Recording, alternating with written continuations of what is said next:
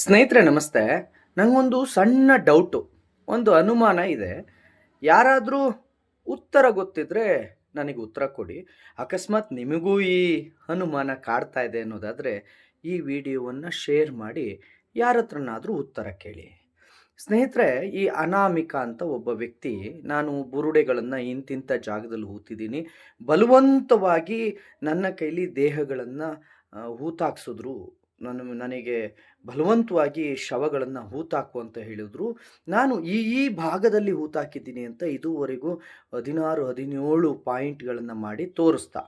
ಯಾವ ಪಾಯಿಂಟಲ್ಲೂ ಅವನು ಹೂತಾಕಿದ್ದೀನಿ ಅಂತ ಹೇಳಿದ ಮಾತಿನಂತೆ ಯಾವ ಕುರುಹುಗಳೂ ಸಿಗ್ತಾ ಇಲ್ಲ. ಈಗ ಈ ಷಡ್ಯಂತ್ರಗಳು ಏನು ಹಿಂದೆ ಕುಳಿತುಕೊಂಡು ಇಂಥತ ಇರ್ಬೋದು, ಹೀಗಿರ್ಬೋದು ಅಂತ ಧರ್ಮಸ್ಥಳದ ವಿರುದ್ಧ ಒಂದು ಪಿತೂರಿ ಮಾಡಿದ್ರಲ್ಲ, ಇವರೆಲ್ಲರೂ ಇದು ಪ್ರೀ ಪ್ಲ್ಯಾಂಡ್ ಅಂತ ಯಾಕೆ ಹೇಳ್ತೀನಿ ಅಂತ ಅಂದರೆ, ಈಗ ಬಂದಿರೋಂತು, ಈಗ ಕೆಲವರು ಬಂದಿದ್ದಾರೆ, ಅವನು ಊತಾಕಿದ್ದನ್ನು ನಾವು ನೋಡಿದ್ದೀವಿ ಅಂತ, ಅವನು ಊತಾಕಿದ್ದನ್ನು ನಾವು ನೋಡಿದ್ದೀವಿ ಅಂತ. ಹಾಗಾದರೆ ಮುಖ ತೋರಿಸದ ಆ ವ್ಯಕ್ತಿಯನ್ನು ಇವರು ಹೇಗೆ ಗುರ್ತಿಡಿದ್ರು? ಮುಖ ತೋರಿಸದ ಆ ವ್ಯಕ್ತಿಯನ್ನ ಇವ್ರು ಹೇಗೆ ಐಡೆಂಟಿಫಿಕೇಶನ್ ಮಾಡಿದ್ರು? ಇವ್ರಿಗೆ ಹೆಂಗೆ ಗೊತ್ತಾಯ್ತು ಅದೇ ವ್ಯಕ್ತಿ ಇವನು ಅಂತ? ಬೇರೆ ಯಾರೋ ಮಾಡಿರ್ಬೋದಲ್ಲ. ಅವ್ರು ಹೇಳ್ಬೋದಿತ್ತು, ಸರ್ ನಾವು ಈ ಥರ ಒಬ್ಬ ಬೇರೆ ವ್ಯಕ್ತಿ ಊತಾಕಿದ್ದನ್ನು ನಾವು ನೋಡಿದ್ದೀವಿ, ಆತನ ಹೆಸರು ಇದು ಅಂತ ಹೇಳ್ಬೋದಲ್ಲ. ಹೇಳ್ತಾ ಇಲ್ಲ. ಈ ವ್ಯಕ್ತಿ ಊತಿದ್ದನ್ನೇ ನಾವು ನೋಡ್ತಾ ಇದ್ದೀವಿ ಅಂತಾರೆ. ಅವ್ರಿಗೆ ಹೆಂಗೆ ಗೊತ್ತು ಈ ವ್ಯಕ್ತಿ ಅವನೇ ಅಂತ? 2014 ಇವನು ಇಲ್ಲಿಂದ ಓಡೋಗಿರೋದು.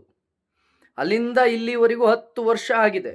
10 ವರ್ಷದಲ್ಲಿ ಅವನು ನೆನ್ಪಿಟ್ಕೊಂಡು ಇವನೇ ಅವನು ಅಂತ ಹೆಂಗೆ ಕಂಡಿಡಿದ್ರು? ಅವ್ನು ನೋಡಿದ್ರೆ ಮುಖ ಮುಚ್ಕೊಂಡು ಎಲ್ಲ ಪೂರ್ತಿ ಮುಚ್ಕೊಂಡು ಒಳ್ಳೆ ಈ ಬಾವುಲಿ ಓಡಾಡ್ತಾವಲ್ಲ ಹಂಗೆ ಓಡಾಡ್ತಾವನೆ.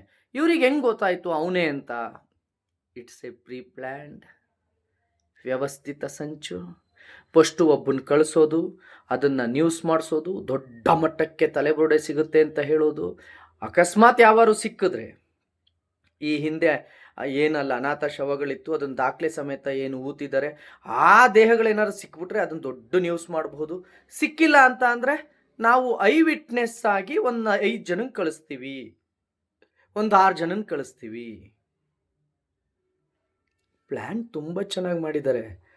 ಯಾಕೆ ಅಂತ ಅಂದರೆ, ಧರ್ಮಸ್ಥಳದ ವಿರುದ್ಧ ಹೆಗ್ಗಡೆಯವರ ವಿರುದ್ಧ FIR ಮಾಡಿಸ್ಲೇಬೇಕು ಅಂತ ಹೇಳಿ ಅವನು ತೋಡಿದ ಜಾಗದಲ್ಲಿ ಏನಾದ್ರು ಇದು ಸಿಕ್ಕಿದ್ದಿದ್ರೆ, ಅಸ್ಥಿಪಂಜರ ಕುರುಹು ಏನಾದ್ರು ಸಿಕ್ಕಿದ್ದಿದ್ರೆ ಅದನ್ನ ಹಿಡ್ಕೊಂಡು FIR ಮಾಡಿಸೋದು ಅಂತ.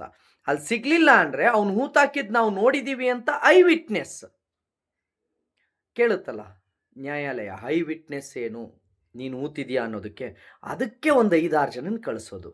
ಇಲ್ಲಿ ಇವ್ರು ತಪ್ಪಿದ್ದೆಲ್ಲಿ ಗೊತ್ತಾ? ಇವರು ಎಡವಿದ್ದೆಲ್ಲಿ ಗೊತ್ತಾ? ಐಡೆಂಟಿಫಿಕೇಶನ್ ಹೆಂಗೆ ಮಾಡಿದ್ರು?